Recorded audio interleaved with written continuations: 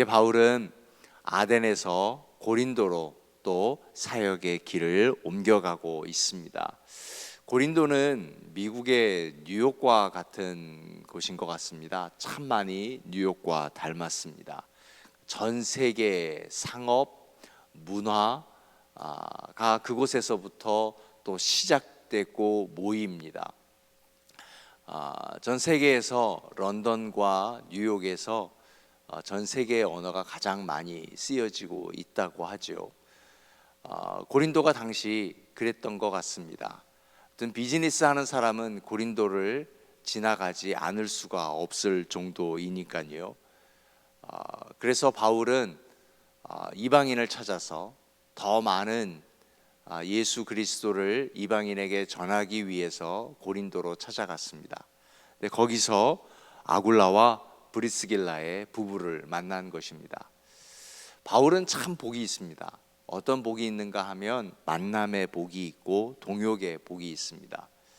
자, 바울이 예수 그리스도를 만나고 교회로 들어오지 못할 때였습니다.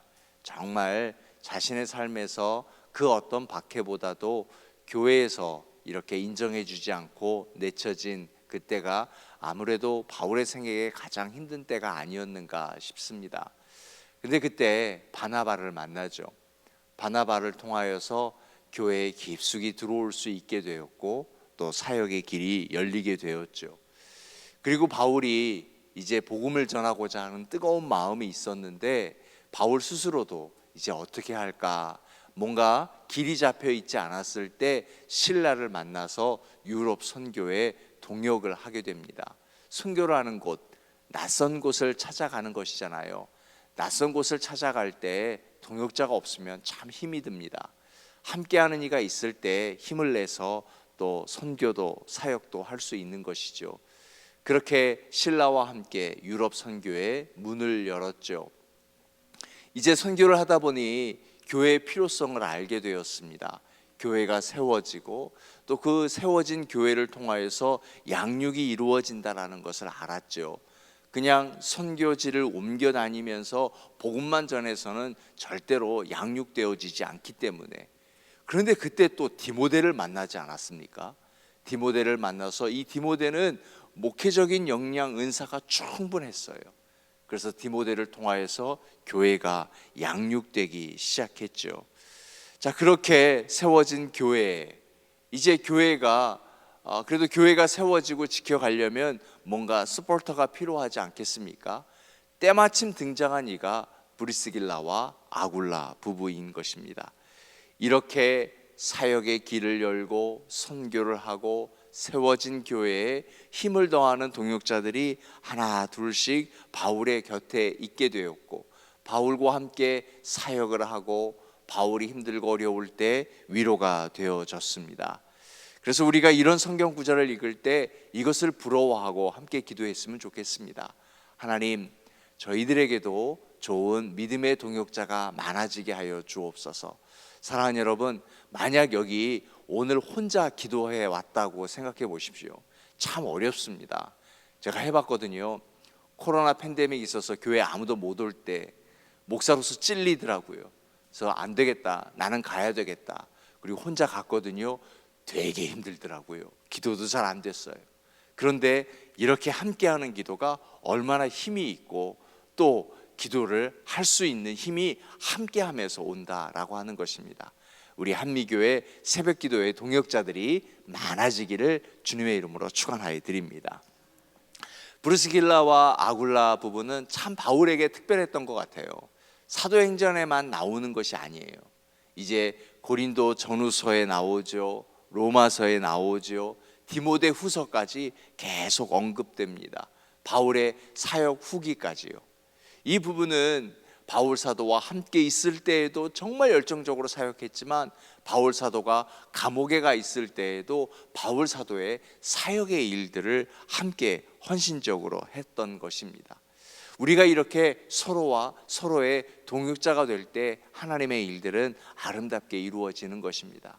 제가 무슨 동역을 하죠? 아닙니다. 우리는 이렇게 함께 새벽의 기도만으로도 얼마나 큰 동역이 되는지 모릅니다. 함께 시작하는 유스그룹 리트릿을 위해서 우리가 동역자가 되어서 오늘 또 기도하는 것이고요. 동산 수련회, 9월에 있을 부흥회, 이 모든 것을 위해서 함께 동역하는 마음으로 우리가 이 자리를 지키는 것은 참으로 아름다운 것입니다. 자, 이렇게 동역이 이루어질 때 마게도니아 지역에 이제 그곳에 남겨졌던 실라와 디모데가 함께 돌아와서 바울에게 사역 보고를 하는 것입니다. 데살로니가에 교회가 세워졌죠. 그리고 빌립보에 교회가 세워졌죠. 바울은 교회를 세우는 일이 은사예요.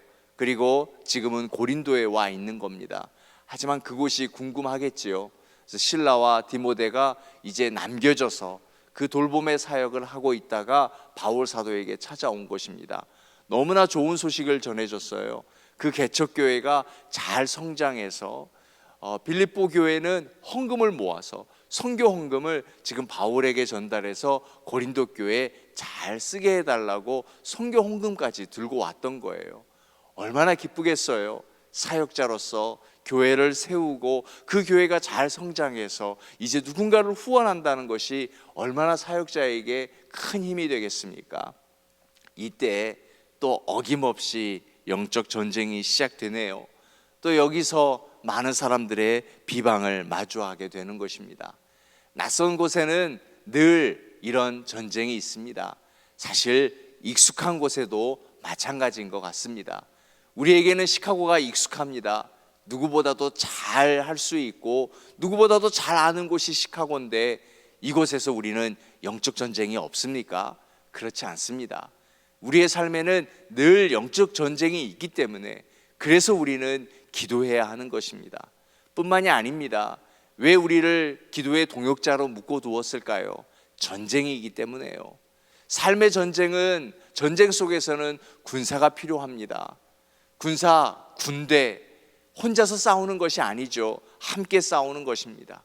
우리는 이 시대에 하나님의 도성을 지키기 위해서 함께 싸우는 기도의 군대입니다. 마른 뼈와 같은 우리를 군대로 삼으신 하나님은 분명히 뜻이 있으십니다. 그래서 우리가 함께 이 전쟁을, 영적 전쟁을 이겨내야 하겠습니다. 바울 사도도 안 되겠다, 그냥 이렇게 해서 마음을 놓아서는 안 되겠다, 다시 사역에 더 박차를 가합니다. 그때 하나님은 이방인 디도, 유스도를 또 만나게 합니다. 그렇습니다. 내가 사역에 집중하고 있느냐 있지 않느냐를 지켜볼 수 있는 것은 하면 할수록 하나님은 우리에게 동역자를 붙여주십니다. 사랑하는 여러분, 우리가 어떤 일이든 주의 사역을 감당할 때 믿음의 동역자들을 하나님은 우리에게 붙여주실 줄로 믿습니다.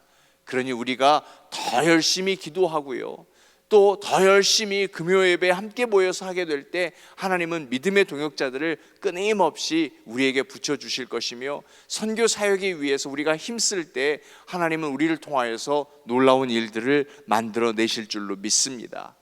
이번에는 또 어떤 일입니까? 이 유스도는 회당 옆에 집이 있습니다. 그 집을 렌티드 하우스, 빌려주었어요.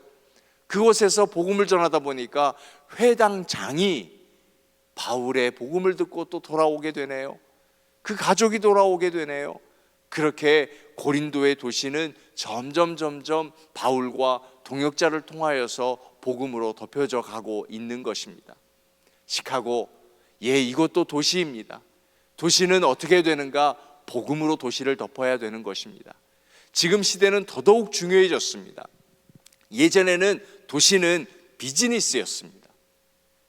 그리고 도시는 정치의 시작입니다. 지금도 마찬가지입니다. 도시는 비즈니스가 활발히 이루어지고 또 정치의 시작입니다. 그 말은 온갖 죄의 시작이요 유혹의 시작입니다. 그래서 복음으로 덮어져야 하는 것입니다. 특별히 지금은 이 도시에 전 세계 사람들이 몰려오고 있습니다. 그러니 선교의 현장인 것입니다. 그러므로 도시는 복음으로 덮여져야 하는 것입니다.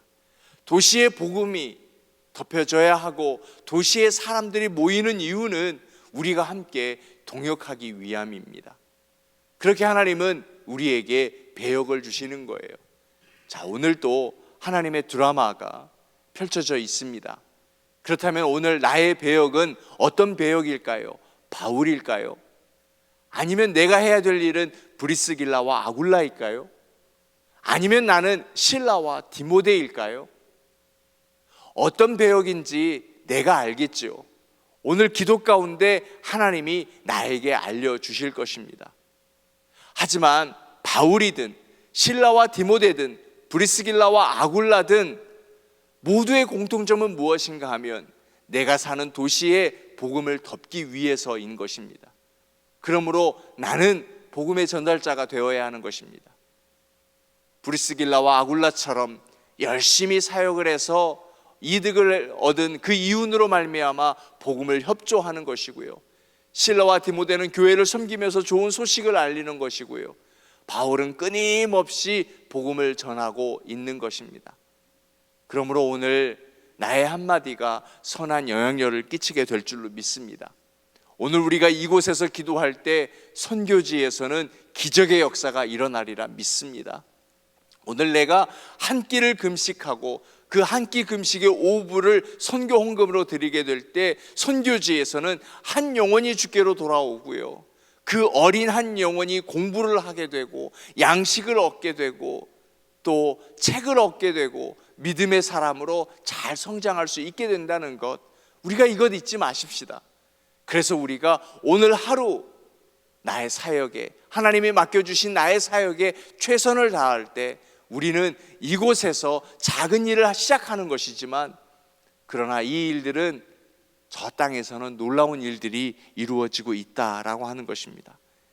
우리에게 맡겨진 한 달란트는 결코 작은 것이 아닙니다. 땅에 묻어두지 마십시오. 꺼내십시오. 당신은 굳은 사람이라 말하지 마십시오. 나에게는 없습니다라고, 약합니다라고 말하지 마십시오. 그것을 가지고 주께 나아가는 것입니다. 주를 위해 힘쓰는 것입니다. 그럴 때 착하고 충성된 종이라 라는 음성이 우리들의 심령 저 밑에서 들리게 될 줄로 믿습니다.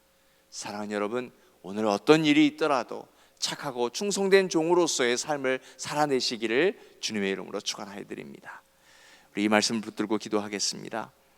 그렇게 오늘 우리의 사역이, 오늘 하루의 삶이 사역이 될 수 있게 해달라고, 착하고 충성된 종이 되게 해달라고 위에서 기도해 주시고요, 오늘부터 시작된 우리 중고등부 수련회 위해서 간절히 기도해 주시고, 우리 전도사님과 또 우리 학부모와 참여하는 우리 모든 학생들이 정말 큰 은혜 가운데 잠기고 돌아올 수 있도록 위해서 기도해 주시기 바랍니다.